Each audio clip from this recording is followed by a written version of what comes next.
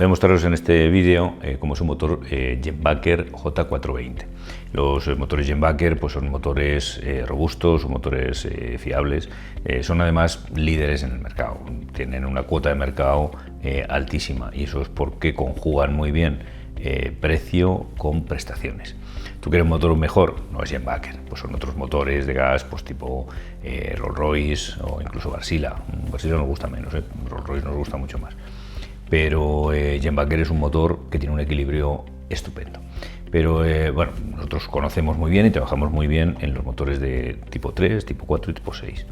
Y en esos motores pues constantemente estamos prestando diferentes tipos de servicios. Fundamentalmente lo que vemos es que hay propietarios que tienen problemas con estos motores, entonces acudimos allí, vemos qué es lo que hay, diagnosticamos el motor por diferentes técnicas y le decimos, pues mira, esto es lo que está mal, esto es lo que está bien. Pero ¿qué es lo que vemos en esos motores? Pues son motores que son robustos. Solo hay una cosa que no nos gusta nada porque no lo diseñan bien y saben diseñarlo bien, pero no siempre aciertan con el sistema que es el sistema de refrigeración.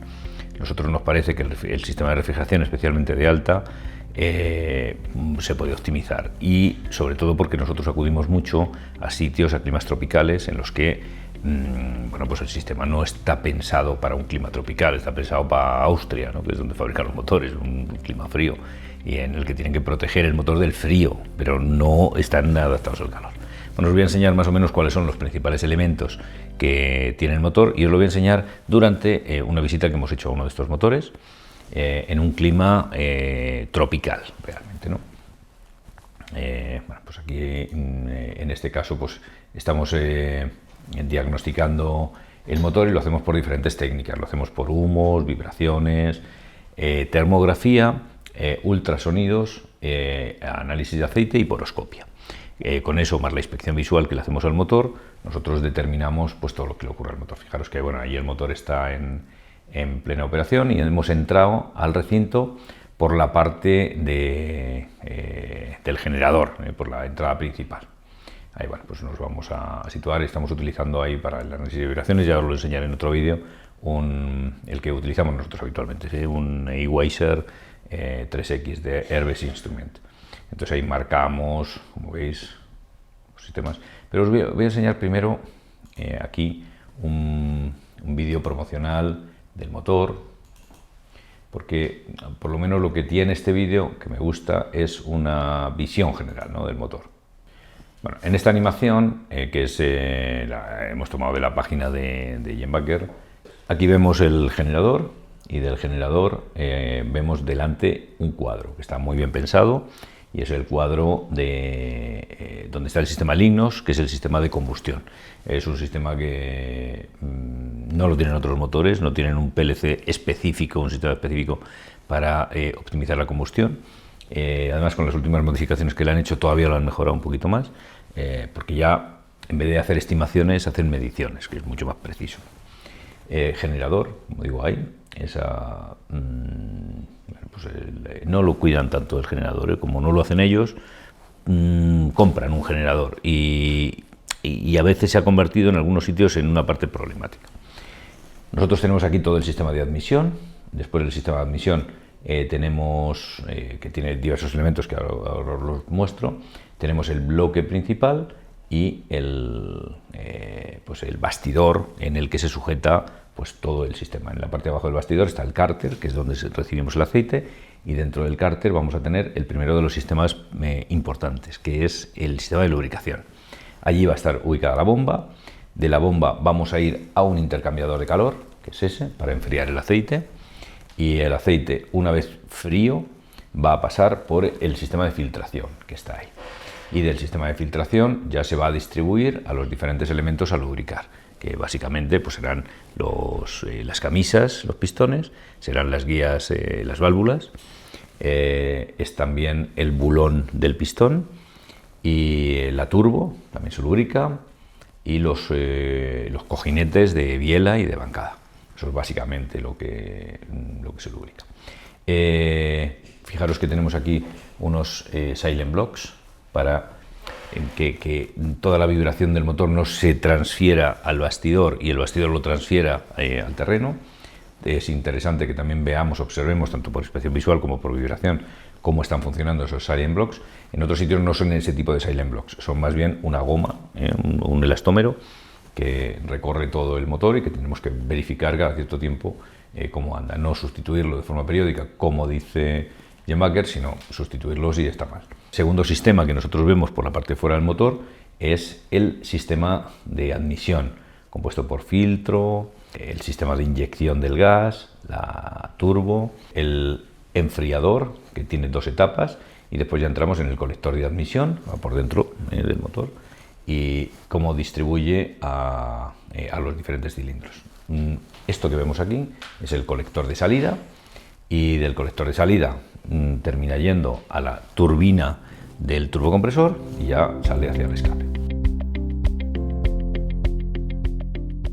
Aquí tenemos uno de los sistemas importantes, que es el sistema de refrigeración, el sistema de refrigeración de alta temperatura, que en los motores 420 lo que refrigera es el bloque, refrigera el aceite y refrigera la primera etapa del intercooler. Y después el sistema de refrigeración de baja solo refrigera la segunda etapa del intercooler. Todo esto que vemos aquí azulito es el sistema de encendido. El sistema no es exactamente así en los motores habituales, sea porque es de hidrógeno o lo que sea, pero aquí tenemos el sistema de encendido, que consta del sistema de control, de las bobinas y de las bujías. Este depósito de aquí, que es un depósito de venteo en el que absorbemos los gases del cárter y los separamos, esos gases del aceite, separamos el aceite de los gases aceitosos, y esos gases aceitosos los reinyectamos a través de este tubo al sistema de admisión. De esa manera pues nos aseguramos que no hay emisión de gases aceitosos a la atmósfera. Vale, pues visto esto, vamos a entrar dentro del motor. ¿Veis? Aquí estamos viendo ya en el motor real, uno de los motores que nosotros atendemos, ya atendemos muchos. Todo lo que vemos aquí es el sistema de refrigeración de alta. Voy a adelantar un poquito para que podamos ver el sistema de admisión. ¿Veis? El sistema de admisión, aquí vemos el filtro de admisión y cómo desde el filtro de admisión llevamos el aire directamente al compresor del turbocompresor. Fijaros en una cosa, una modificación que se ha hecho en el motor recientemente por aquí. Este es el conducto que traería directamente el aire. Y aquí se va a mezclar el aire y el gas. Antes aquí había una válvula que lo que hacía era que jugaba con el gas, pero ahora se ha visto que es mucho más interesante colocar la válvula aquí directamente en la entrada de gas, una válvula mucho más precisa, y inyectamos exactamente la cantidad que queremos, y esto simplemente es un mezclador, que es simplemente para mezclar el aire con el gas. Una vez que nosotros hemos mezclado el aire y el gas, atacamos al turbocompresor. El turbocompresor, que lo tenemos aquí detrás justo, vamos a ver si lo vemos un poco mejor. ¿Veis? Aquí lo tenemos. ¿Veis? La descarga ahí va al compresor. Esta sería la turbina, que va a turbinar los gases de escape, y este es el compresor. Este es el accionador y este es el compresor accionado. Por aquí chupamos los gases, los metemos aquí en el turbocompresor y los lanzamos al intercooler, porque como todo proceso de compresión genera calor, entonces el gas al comprimirse se va a calentar, con lo cual todo lo que hemos ganado al comprimir lo perdemos en la temperatura, es decir, al comprimir tenemos un gas más denso, una mezcla más densa y a presión, pero al calentarlos pues se nos expande ese gas, entonces necesitamos enfriarlo. Lo enfriamos aquí en el turbocompresor. Estos gases salen como a 200 grados, a menos. Entonces hay que tener cuidado porque esto está calentito. ¿Por qué no quieren aislarlo? Porque necesitan que cuanto más calor vaya a la atmósfera, menos va a trabajar el intercooler. Así que por esa razón se deja sin aislar, pero eso supone un riesgo, O sea, un riesgo a nivel de prevención de riesgos laborales. Aquí tendría que tener una rejillita, una chapa, algo que impidiera que nosotros tocáramos ahí esta parte, por lo menos un aviso de que eso es una zona caliente. Bueno, pues aquí entramos en el intercooler que está aquí. Vamos a ver si lo vemos desde un lateral, este intercooler un poquito mejor. Un segundito, a ver si lo encuentro. Mirad, aquí está ese intercooler. Aquí en el intercooler tenemos dos etapas, porque las dos etapas lo que tienen que hacer es, la primera etapa va a bajarlos de unos 200 grados a unos 80 grados, que son el agua de refrigeración de alta, está más o menos a la salida, está a esa temperatura, y después de 80 grados lo tiene que bajar como unos 45 grados. Pues aquí tenemos ese conducto en dos etapas, es el que nos va a garantizar que el agua se enfría en esas dos etapas. A continuación, ¿qué tenemos? Aquí, ¿qué es esto? Este accionamiento que hay aquí. Esa es la válvula de regulación. Es la válvula que tiene que hacer que ese es como el acelerador, es la mariposa de gases. Es el que nos permite meter más o menos gases comprimidos hacia el motor. Después, por el otro lado, ya veremos que hay una válvula de derivación, y esa válvula de derivación es con la que realmente se hace bueno, porque esa válvula de derivación en algunos casos se hace el control con esa válvula. Eso no está bien hecho, ¿eh? Lo suyo es regular con esta válvula, porque esta es la buena, no con la otra. Pero tú puedes regular realmente con cualquiera de las dos. Esta la puedes dejar abierta al 100% y dependiendo de cuánto bypasses entra más o menos gases. O puedes regular con esa válvula y la otra automáticamente va a derivar el gas que le sobre. Bueno, pues aquí tenemos el sistema de admisión y vamos a ver qué más vemos desde esta base. Aquí se ve muy bien el sistema de admisión y el intercooler. ¿Veis? Aquí está el intercooler. Aquí estamos viendo esto que se ve aquí, esta etapa, es la segunda etapa del intercooler, que está enfriada desde el otro lado. La entrada y salida del agua está desde el otro lado. Y esta es la primera etapa del intercooler, lo que se ve detrás. Bueno, pues este es el accionamiento, esta varilla es, aquí dentro hay una mariposa que se abrirá o se cerrará y dejará pasar más o menos gas. Lo suyo, como digo, es hacer la regulación con esta mariposa, ¿no? Con este dispositivo. Bueno, vamos a seguir avanzando un poquito y aquí vemos, fijaros, ¿qué vemos? Bueno, aquí vemos cada uno de los cilindros y se ve aquí muy bien todo el sistema de encendido. Se ve a todo este sistema, que es el SAFI. Lo que vemos es aquí está el sistema de control que recibe la señal de cuándo tiene que encenderse, cuándo tiene que activarse la bobina para mandar la señal eléctrica a la bujía.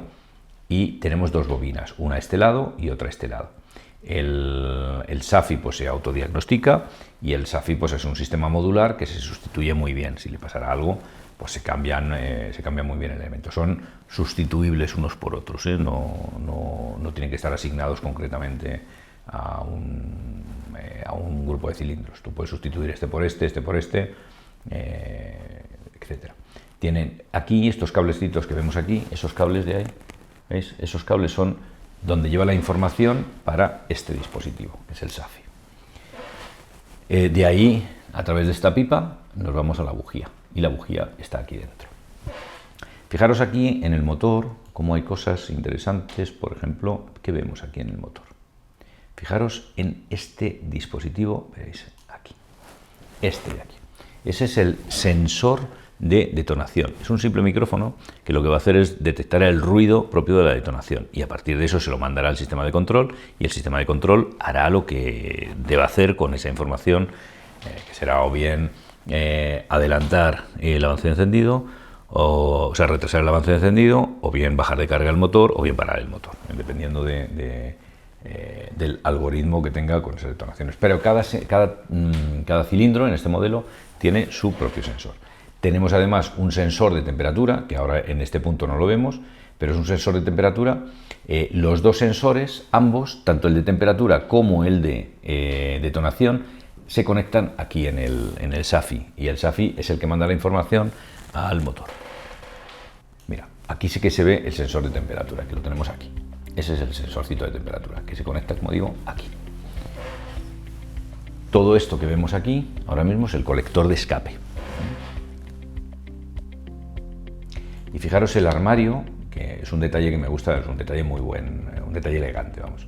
Fijaros el armario del sistema Linux. El sistema Linux, como digo, es el sistema que gestiona la combustión y que se está encargando de ver los NOx, se está encargando de ver la potencia que yo requiero para actuar sobre la válvula sobre la mariposa de gases y para actuar también sobre la cantidad de gas que nosotros queremos inyectar. Ve el exceso de aire, ve el NOx. Eso hablo de los motores más actualizados, tiene esos sensores, en los otros pues lo calcula y a partir de eso y de la potencia lo que va a hacer es determinar cuál es la cantidad de gases, la cantidad de gas que tiene que entrar y la mariposa de gases como la quiero. Son las dos actuaciones que tiene. Pero una cosa que nos gusta de ese armario es que es un armario refrigerado, es decir, es un armario que tiene un aire acondicionado para el armario, con lo cual garantizamos que un sitio tan crítico como ese tiene la temperatura adecuada. Eso, como digo, es un detalle que ha cuidado Jenbacher.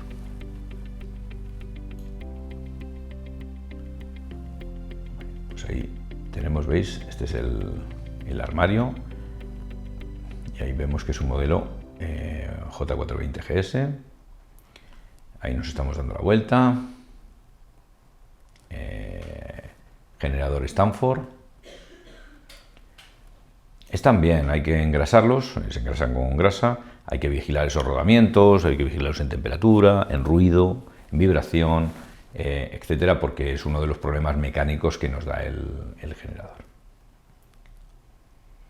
¿Veis? Ahí tenemos el tipo de grasa que hay que usar, una grasa tecnológica, una grasa Kluwer, y ahí vemos los datos principales del generador. En este caso es un generador de unos 1300 kilovatios, porque en realidad este motor, teniendo en cuenta el número de cilindros que tiene, que son 20, y teniendo en cuenta que cada cilindro desarrolla 75 kilovatios, es un motor que realmente podría dar hasta 1500 kilovatios.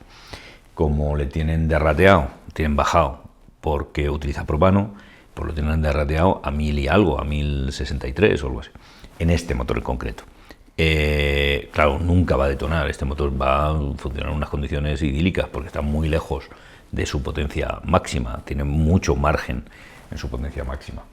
Este motor se le podría subir fácilmente a 1200, 1300 sin ningún problema, y no daría ningún problema, pero bueno, Jenbacher pues es protector y no es fácil cambiar esa consigna, hay que tener unas claves y tal. Bueno, ¿qué más elementos vemos por aquí? Pues fijaros que en esta parte de aquí vemos el acoplamiento entre el motor y el generador, pero aquí vemos también unos sistemas interesantes. Aquí están las baterías que conectan con este motor de arranque.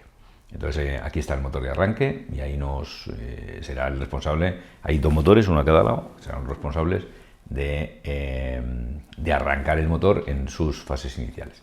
¿Veis este tornillito de aquí? Pues es muy importante este tornillo, esto que se ve aquí, esto de ahí. Pues ese tornillo de ahí es muy importante para hacer las boroscopias, porque nosotros desde ahí podemos mover manualmente el cigüeñal, entonces podemos subir y bajar el pistón para ponerlo donde nosotros requerimos, que es abajo, para poder ver pues el pistón por dentro. ¿Veis? Ahí está el motor de arranque, motor Bosch. Y ahí está el tornillo, ¿veis? Ese tornillo es el tornillo en el que se mete ahí una llave, se aprieta, que es como se embraga, digamos, se aprieta, se mete, se engrana con el volante de inercia y ahora con una llave, una llave de carraca, pues lo vamos moviendo hacia donde queramos. En esta ventana de aquí nosotros vemos muy bien en qué posición tenemos, porque esta ventana se utiliza para ver dónde está el volante de inercia, para ver en qué sitio se encuentra. Y aquí tiene unas marcas, porque también tenemos que mover esto cuando queremos hacer el reglaje de válvulas en la culata.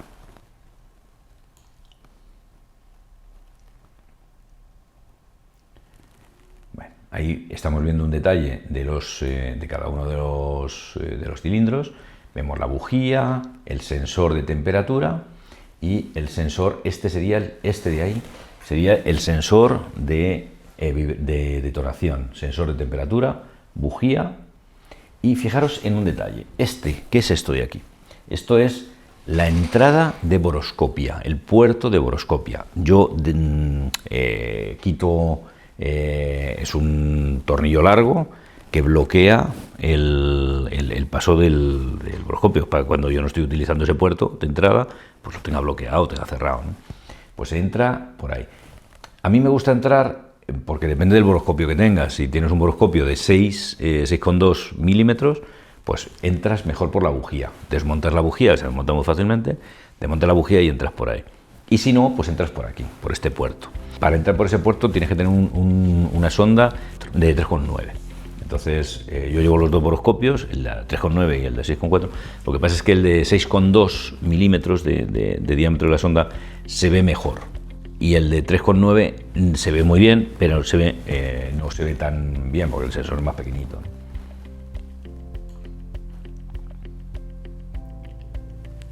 Más sistemas que vemos por aquí. Bueno, fijaros que aquí se ve muy bien el filtro. Esto de aquí es un sensor de presión diferencial. No sé, yo no veo muy bien, ¿eh? Cuando está sucio, no sé, yo no me fío mucho de este. Había otros tipos de sensores, no sé, más precisos, de manómetros de presión diferencial, no sé, más interesantes, pero esto a mí no me gusta mucho. Entra por aquí, este es el filtro, por aquí entra el gas depurado. Y veis aquí en el SAFI tenemos una serie de luces que nos dicen si está funcionando, si está bien conectado, si recibe bien las señales, si tiene algún problema de alarma, si está alimentado de corriente, etc., ¿no? Fijaros que aquí, aunque ponga 40 kilovoltios, realmente es digamos el voltaje máximo que llega a generar la bobina. Pero normalmente estamos funcionando por debajo de eso, estamos funcionando como en 20 kilovoltios o por ahí. Aquí tenemos medidor de flujo del sistema de refrigeración. Concretamente es el sistema de refrigeración de baja temperatura, la segunda etapa del intercooler, pero esto es un caudalímetro que nos permite saber pues cuánto caudal está entrando de agua, para que ahora, viendo el caudal que está entrando de agua y viendo la temperatura de entrada y salida, podemos saber cuánta energía se está disipando en el circuito de baja. Lo mismo tenemos en el circuito de alta. Esto es externo al motor, ¿eh? Eso no forma parte del sistema del motor. Aquí tenemos un sensor de temperatura que pertenece al circuito parecería que es el circuito de alta temperatura. Y por aquí entra, fijaros que aquí en este toma no se ve muy bien, pero este sería la entrada de gas y esta es la válvula que realmente va a meter más o menos gas al motor.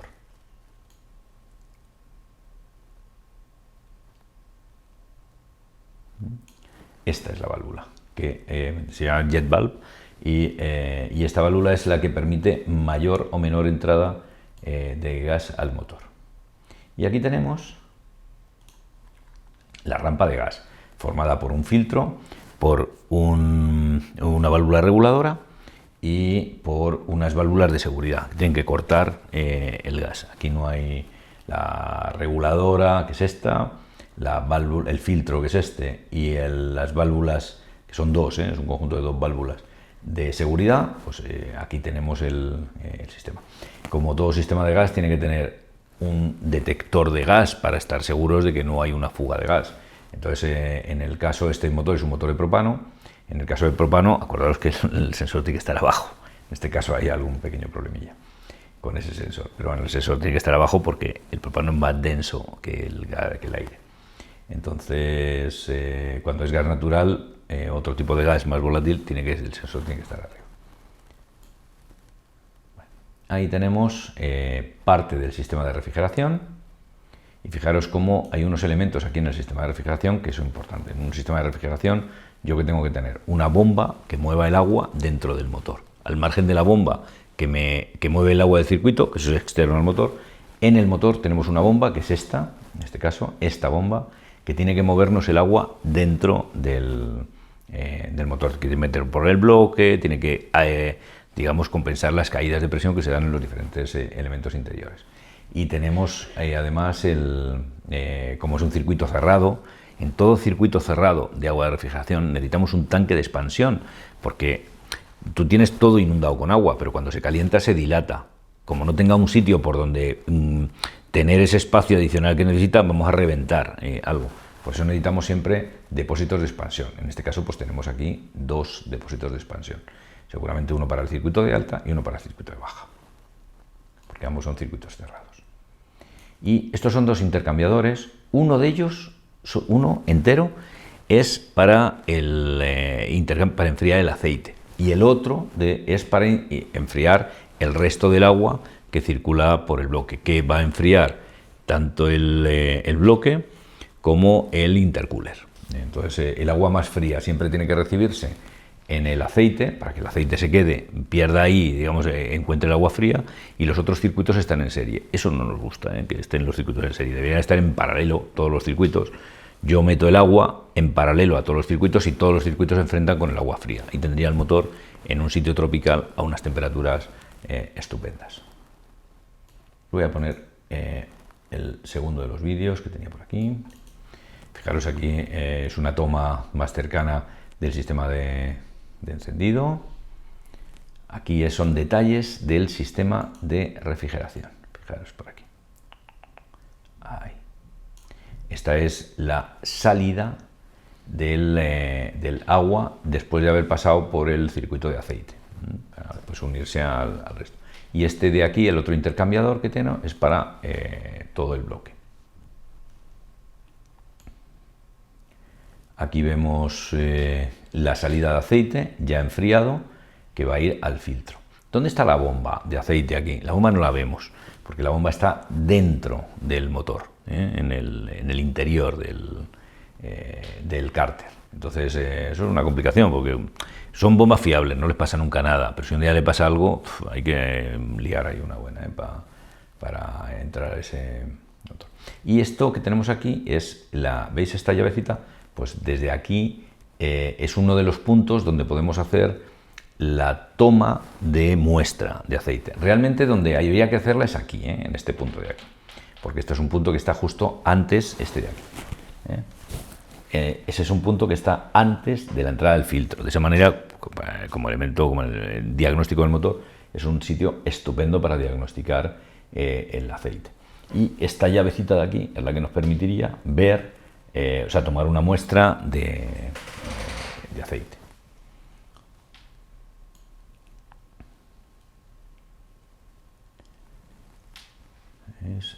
¿Dónde hacemos la toma de la medición de humos? Hay varios sitios donde hacerla, ¿no? Yo, ¿dónde me gusta hacerla a mí? Pues me gusta hacerla lo más próximo al motor, para poder diagnosticar bien el motor. Entonces aquí hay un tornillo. Ese tornillo está muy caliente, hay que tener cuidado, está como a 500 grados. Entonces hay que tener las precauciones oportunas, porque cuando tú haces la muestra de motor, que el motor tiene que estar funcionando, obviamente. Entonces, bueno, pues todo eso está protegido, pero tú tienes que utilizar guantes térmicos, tienes que hacer las oportunas precauciones, ¿no? Para manejarte bien.